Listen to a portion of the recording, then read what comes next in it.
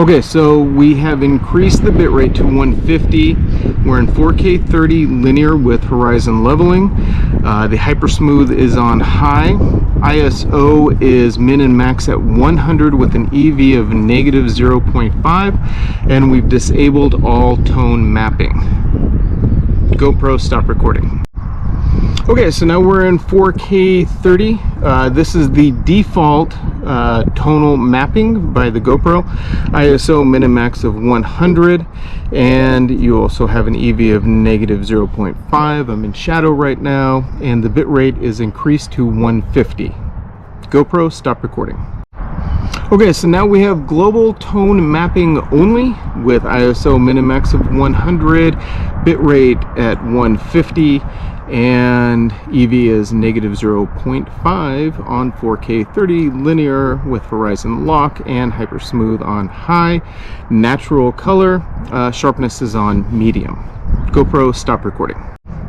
Okay, so same 4K 30 linear plus, and now we have local and global tone mapping with a bitrate of 150. Just keep repeating the same thing. But so is there much of a difference in each of these? We don't know yet, but we'll soon find out. And I believe I already did the disable all. I think that was, yeah, because it was the one that was very dark. So now I'm going to go take it into the sunlight and we'll see how that turns out. But I'm going to do one more with the disabled all tone mapping, just to see what the lighting does again. Okay, GoPro, stop recording. Okay, so yeah, when you take off the global tone mapping, it definitely gets a lot darker.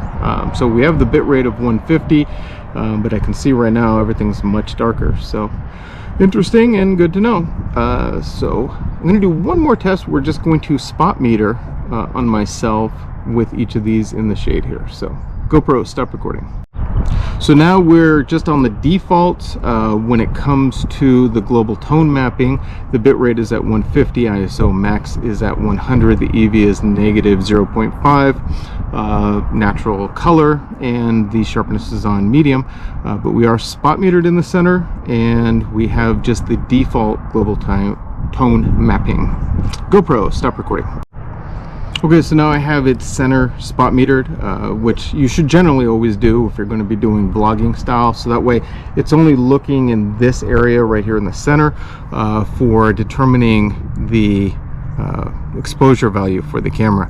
That does mean that you're going to have lighting out in the background that might get overexposed, but you'll keep the person who's talking exposed correctly. Now, of course, I do have the ISO max set at 100 and I'm in shade, so that is also going to play a part in this. So we're going to try this with the center spot meter with the different global tone mapping. Currently right now, no mapping whatsoever, and this is what we got. GoPro, stop recording.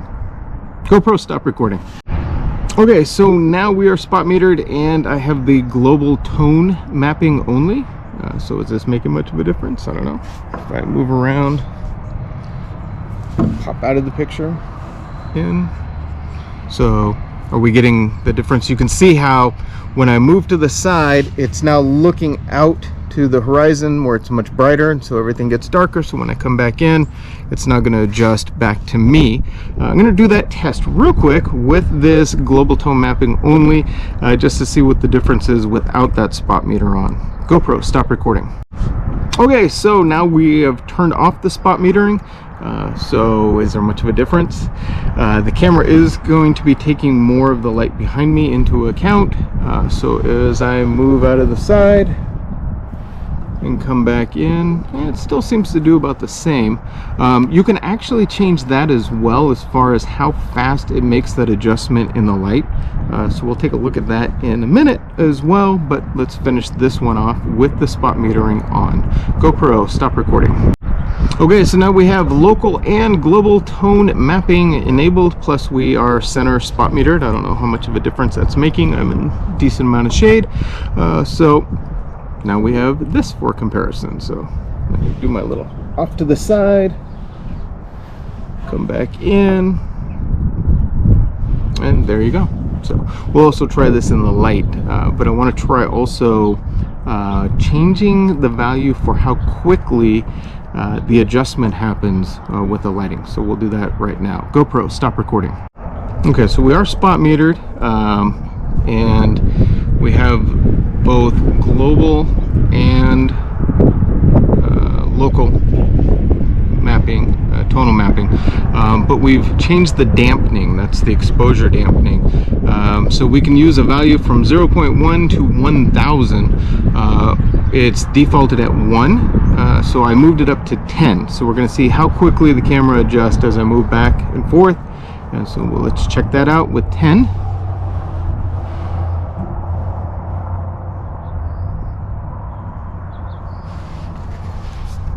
And how quickly. So yeah, significantly longer before it's adjusting the lighting. And getting there. It's kind of interesting. It's kind of a slow adjustment here. And GoPro stop recording. Okay, so we have set the dampening to 0.1, so this should be the fastest change in the exposure value as I move in and out of the camera here. So let's take a look. And back in. So that was pretty quick. Yeah, much faster. And let's go back to the default real quick. GoPro stop recording. Okay, it's kind of windy, so I do have the wind control in here, so sorry if the audio is not so great. Okay, so we have dampening at 1, which is the default, so we'll do our little move here. Back in. And move out. I'm back in. Yeah, so that's slower. Let's try a bigger value. Let's go with something like, I don't know, we did 10. Let's go with 100. GoPro stop recording. Okay, so now our dampening is set to 100. So it should be much slower going from bright to dark and dark to bright, etc. So there we go.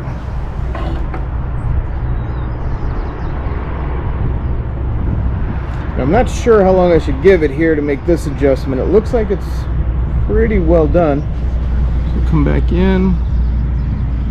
I don't think it really changed yet. I don't think I gave it enough time. We'll move here.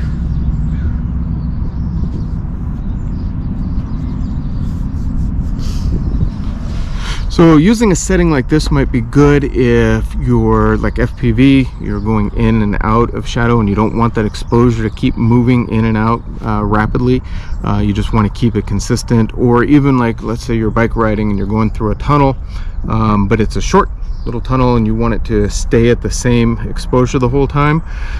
So as you come in, when it gets dark, you want the other end of the tunnel to still be exposed properly so it doesn't turn into a big white spot on the opposite end. So you would raise the dampening up so that way you'd be able to keep a good consistent exposure all the way through, and you wouldn't have that blinding whiteness in the back. And then as you came out, if it was a short enough travel through, the exposure would just never change. It would just be perfect all the way through. Although in the tunnel itself it would be really dark, but if your focus is to the exit of the tunnel as you're going through, then it would continue to look good the entire time, so you wouldn't have it ever just become overexposed. So not a bad option. The other option though is, let's say you're going into a long tunnel, or you're going into darkness and you're going to be into it for a more prolonged period of time, shortening that exposure so that it's the minute you get into the darkness it immediately adjusts for that so you can see everything around you. That might actually be good even like on some roller coasters maybe. I don't know, I'm trying to think of good examples for that. Possibly bike riding, if you're going to go down into an area that's a lot darker and you don't break free of the trees for a while, having it on that shorter exposure, the 0.1 or 0.5, that might be more beneficial. And then as you come out of the shadow into the brightness, it would immediately adjust to that brightness. So anyway, there you go with the dampening of the exposure. Let's go ahead and put that back to the default. GoPro stop recording. And then just as a quick reminder, this is what it looks like with the default on the dampening for the exposure. So I'm going to move out of the way, come back in, move out of the way, and come back in. GoPro, stop recording. Okay, so we're at the 4K 30, no spot metering going on, and this is with the current default with the tonal mapping and a bitrate of 150 and 4K 30 with linear plus horizon leveling, ISO Minimax 100, EV negative 0.5, natural color sharpness on medium. GoPro, stop recording. Okay, so now we have global tone mapping only, no spot meter in the 4K 30. See how this does. So I have more light hitting me directly. My hat's causing a little bit of shade over my face, so we'll see how this turns out. GoPro, stop recording. Okay, so now we have local and global tone mapping going on. So this is no spot meter, 4K 30. And how does this look? GoPro, stop recording. And now we have disabled all tonal mapping. So we'll see how this looks with the sunlight directly on me. And should be getting a lot of reflection off with my shirt. So we're going to try also my sweatshirt with the spot meter and see if the reflection coming off of me causes the camera to do more darkening of the exposure. So GoPro, stop recording. Okay, so bitrate 150, 4K 30 still, and we have a center spot meter going on with the camera. So we'll try that little moving back and forth, see if there's any difference. So let's go ahead and get it out. Come back in. I don't think there's going to be much change here. Can't even move out of it. And coming back in. Okay, GoPro, stop recording. Okay, 4K 30 with spot meter and global tone mapping only. How does this look? We can try the little moving out of the way. Move back into the screen. Away. And come back in. GoPro, stop recording. And now we are bitrate 150, 4K 30, spot metered, and we have local and global tone mapping enabled. So how does this look? I'll do a little move.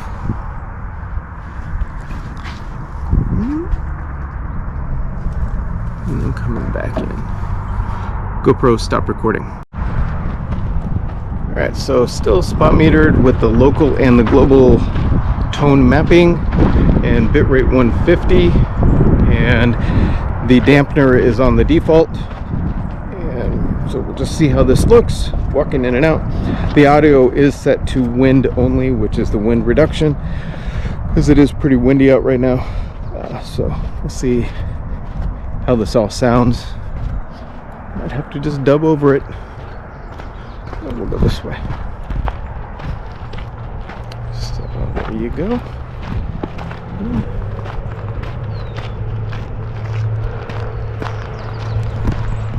Let's see. Over here. So I can actually turn off the spot meter while we're doing this. So now we have spot meter turned off. So I don't know how much of a difference it makes right here with all this lighting, but in general, I think it's best if you want to vlog that having the spot meter turned on is generally the best idea.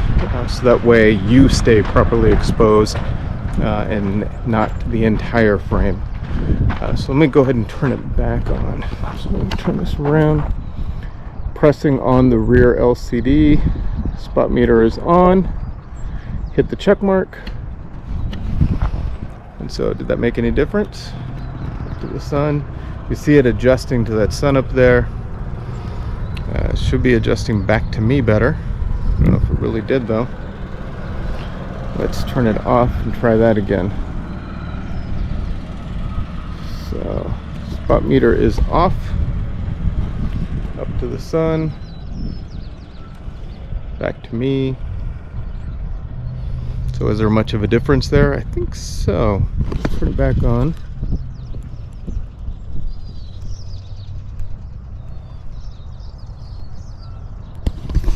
No, I'm just center spot metering here, but that did seem to Yeah, you can see the sun getting a lot smaller. And then on me, I think I'm better exposed with that. So anyway, there you go with that. GoPro, stop recording. So I think something like this is a good example of when you would want to use, or why spot metering is a good idea, because I have the sun up in the corner, but I want it to be exposing more towards me. So let's go ahead and turn it off, and we'll put that sun in the same spot there and see how that looks. GoPro, stop recording. Okay, so now you can see it's actually exposing to the sun instead of onto me, because it's looking at the entire frame and it's got that big bright sun in there. So this would be without spot metering with the camera. So anyway, there you go. Hope that helped, and that was some good info. Let's turn that spot meter back on.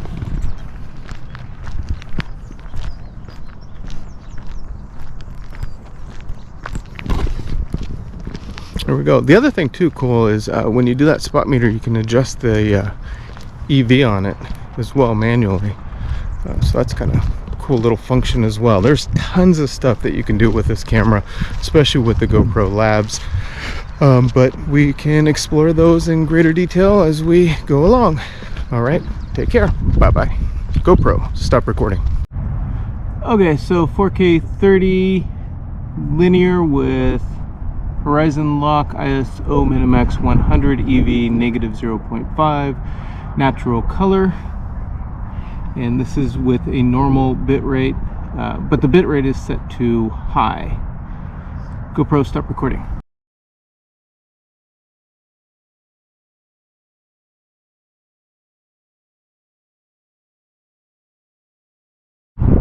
Okay, so 4K 30, but this time the bit rate is set to 120. GoPro, stop recording.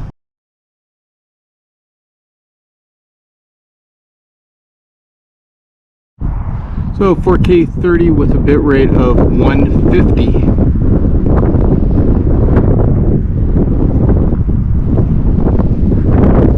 GoPro, stop recording. GoPro, stop recording.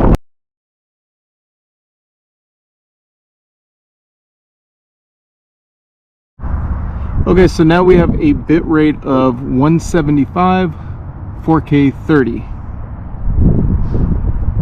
GoPro, stop recording.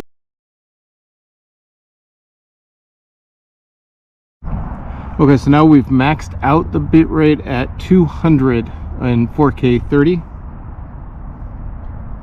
GoPro, stop recording. Okay, so 4K 30, this time we've reduced bitrate down to 50. See how that turns out. GoPro, stop recording.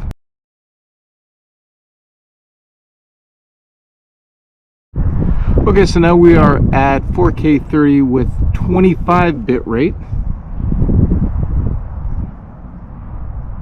GoPro, stop recording.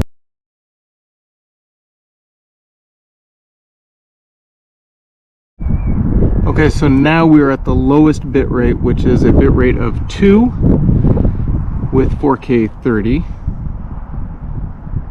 GoPro, stop recording.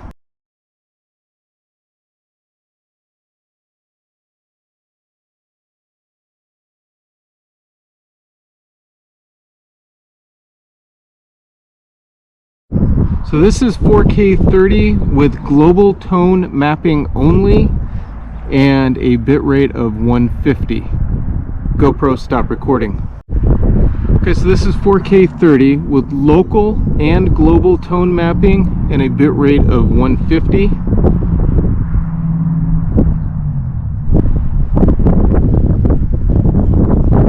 GoPro, stop recording. Okay, so this is 4K 30 with disabled tone mapping and a bitrate of 150. GoPro, stop recording.